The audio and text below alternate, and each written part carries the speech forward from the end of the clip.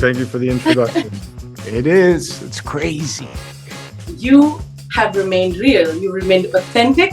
We all know how empathetic you are. I want to know, how have you done that? I mean, I think it's the roles that I have a chance to play. They're oftentimes in challenging circumstances, and oftentimes, especially in John Wick, a little bit of suffering. I would like to have joined in the mayhem, but no, that's not the way it is. But sometimes, yeah, I did get a little jealous sometimes, if you understand. But I've had, you know. All the best monologues in every movie, man. I know, I know, give him the dialogue, give gun to handle at the same time, yeah. Hello, everyone. I'm Rudrani, and welcome to Speak Easy. My guest today is extremely talented and extremely real.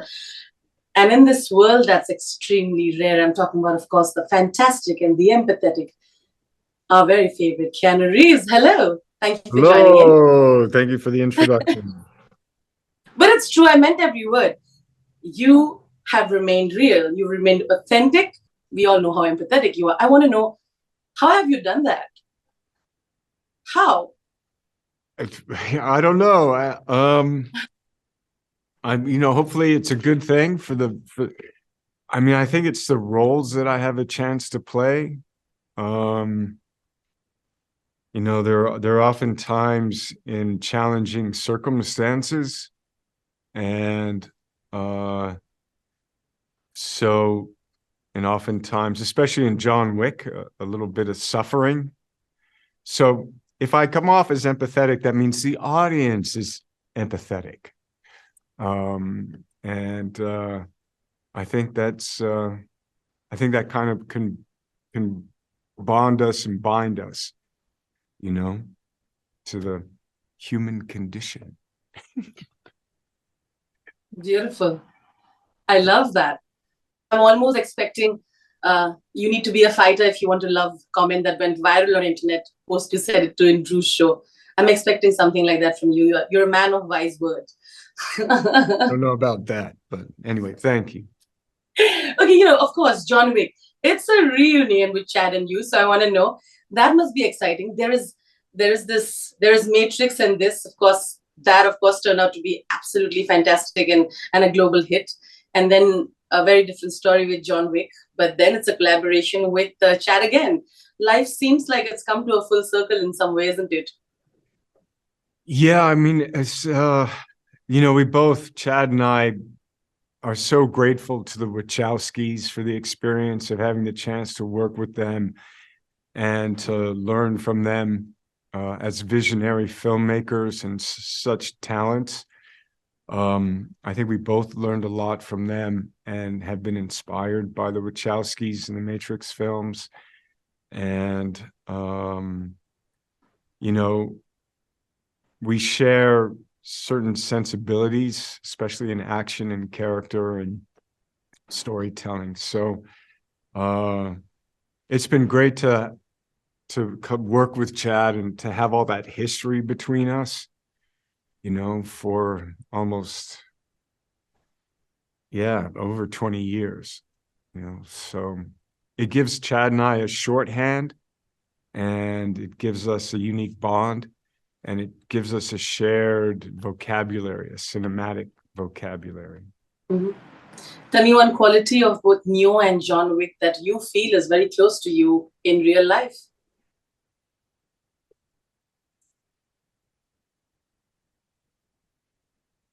I don't know.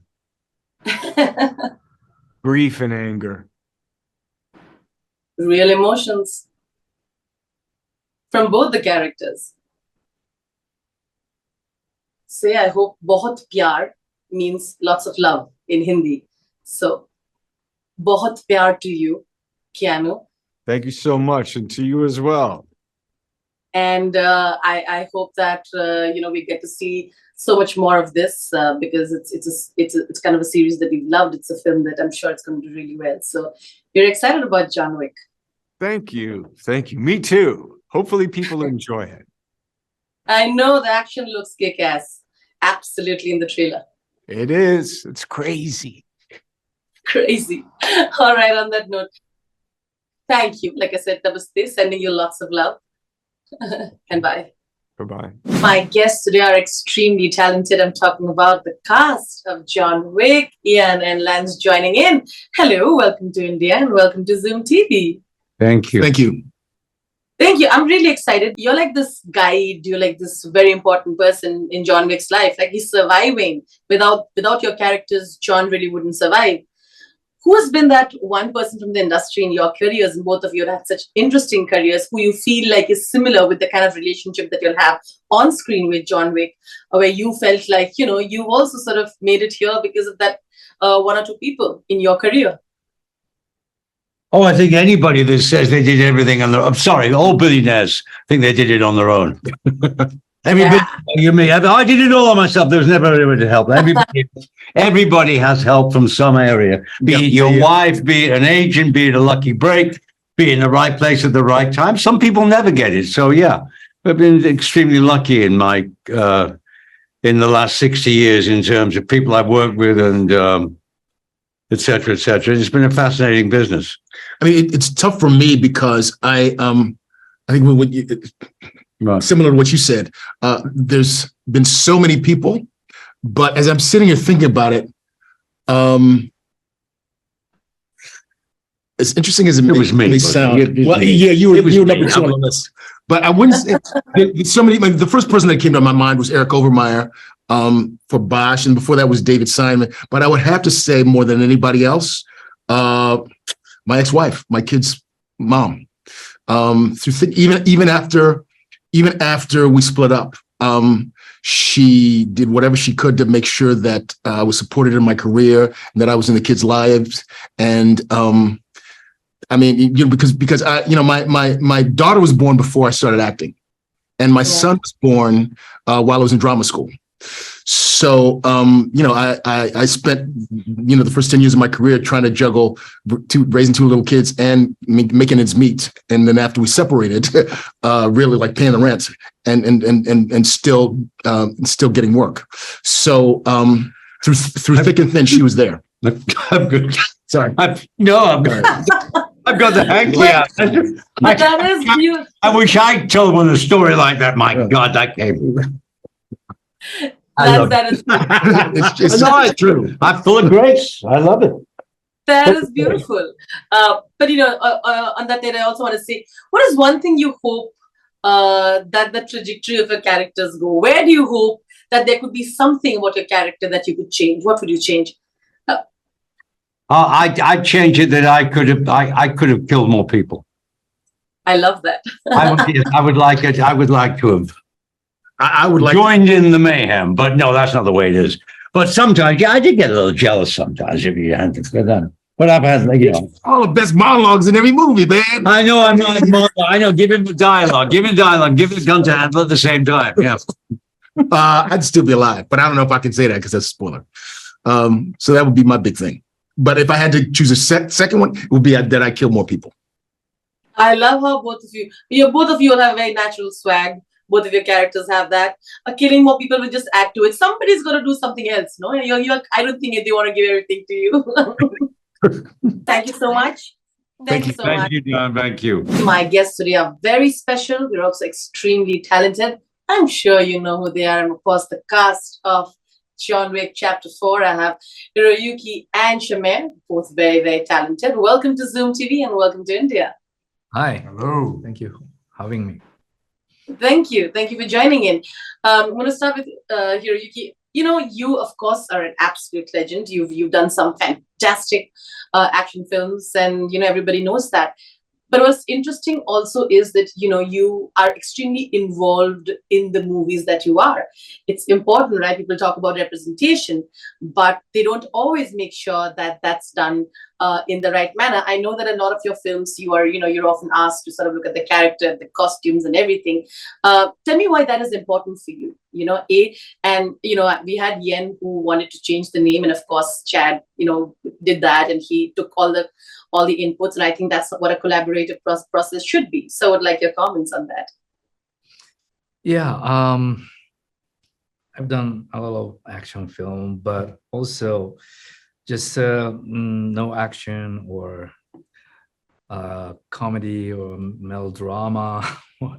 But action is just one of my skills. So sometimes do, sometimes nothing. Yeah, just do my best, especially including our culture, sometimes misunderstanding from the Western people. So I have to correct about our culture, wardrobe, or wig, movement, or props, or something. So that's my part of my job, I'm believing. And then finally, I'm doing producing for the Japanese Samurai show. And now I can say a lot of things as a producer. But before, I have no title, but always the producer and the director respected me to listen to my suggestion. So I'm so happy about that. And especially this time, I knew Chad a long time, so he believed me this time too. So we put a lot of ideas together, and then especially fighting with Donnie was so much fun.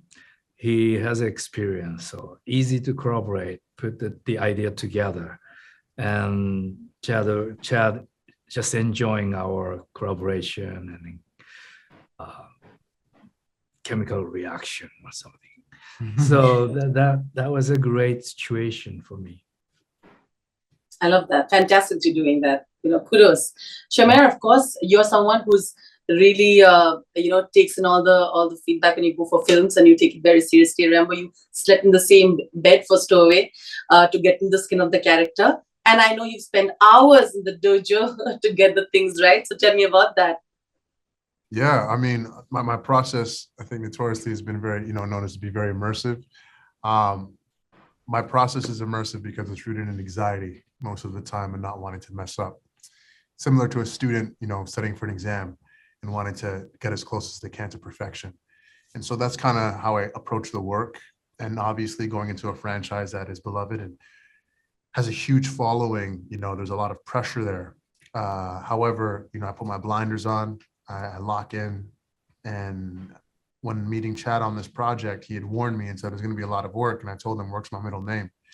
And it was important for me to rise to the occasion. And by doing that, I did spend a lot of times, in the soundstage with the ninjas, I call them, training in different styles from jujitsu to judo to boxing to Muay Thai to weaponry, to also physical fitness, training with my trainer, Derwin Phillips, then also training with the dogs, learning how to work with Belgian Malinois.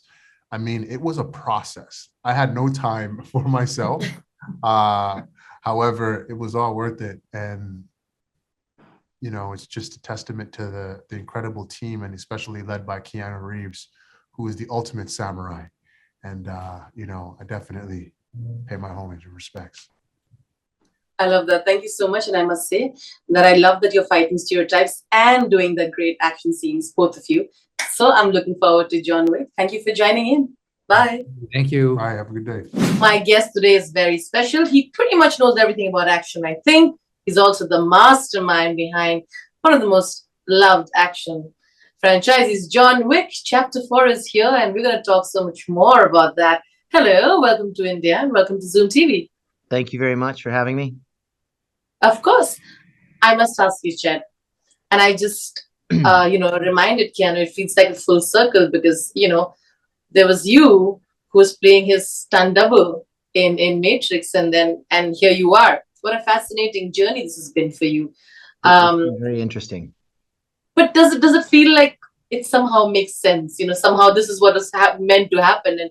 And how do you look back at that journey of yours? It's always strange, right? When you look back, you don't know what was fate and what was accidental and what was a lot of luck. It was probably a lot of all of them.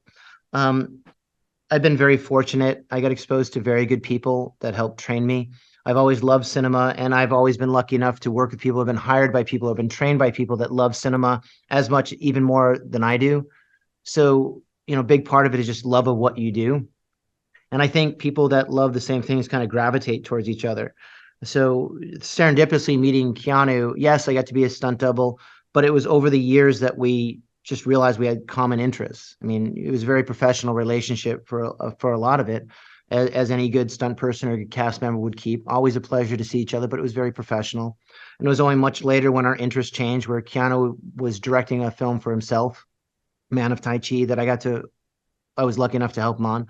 And then we talked more about both wanting to direct and what would we direct if we could do it, if we ever got to do a movie together, what would that movie be? And that's kind of how the John Wick started. And we just literally were lucky enough to get an opportunity again that brought us together through Basil Ionwick, actually with Thunder Road, who had this script Scorn that Keanu was attached to first and thought there was something to it, but didn't quite have it yet. And he contacted me and asked if I'd give it a read. And literally, I got the script on a Friday, and by Monday, we were directing the movie. It happened literally over a weekend. That fast, your life changes. And that was really kind of a very strange experience. I think it's a fantastic story and quite the inspiration for a lot of budding filmmakers. I'm really looking forward to the action sequences. I saw some of it in the trailer. And I want to know, as someone who knows action choreography, is it difficult for you? Are you more critical of your own work, particularly in the John Wick series, where people are expecting so much of action choreography and the standards really raising it there? And how do you look at our very own John Wick's, Keanu's, action journey per se, from the time you've seen him? Well, I think we take action standpoint really from like a dance choreographer. Most of what we do is based on dance choreography and not martial art choreography. We use martial art moves, but our process is very much like a professional dance troupe. And that starts with the dancer. So, you have Keanu, and, we've been doing this for 10 years now. So obviously I get older, Keanu gets older, our limitations change, our skill set changes, some expand, some contract. You have to take that into account. You have to take the environment into account. You have to take your crew into account, and you keep trying to get better every time. I've been doing martial arts since I was 10, and I have a legitimate love for all different martial arts, not just one.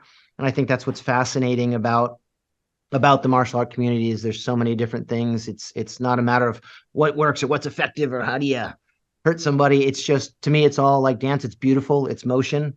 We try to bring that into John Wick. You have Keanu that is a huge martial arts cinema fan. So that helps right there.